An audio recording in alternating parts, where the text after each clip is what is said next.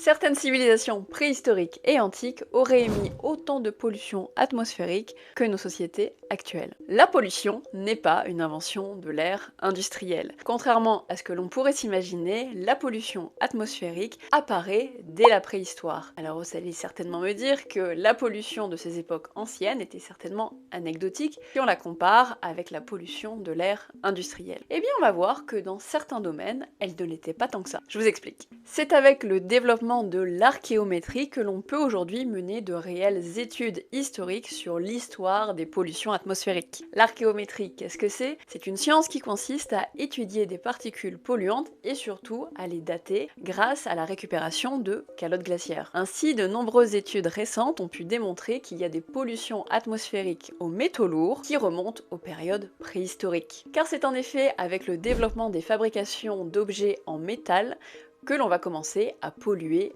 l'air de notre planète. En effet, le fait de fondre certains métaux émet au moment de la combustion des particules qui vont s'envoler et se retrouver prisonnières dans certaines glaces, encore jusqu'à aujourd'hui. Selon les périodes et les civilisations, on remarque même une évolution des métaux qui sont utilisés. Si à la préhistoire, les pics de pollution les plus importants sont ceux au mercure ou encore au cuivre, c'est avec l'ère romaine que le pic de pollution au plomb va exploser.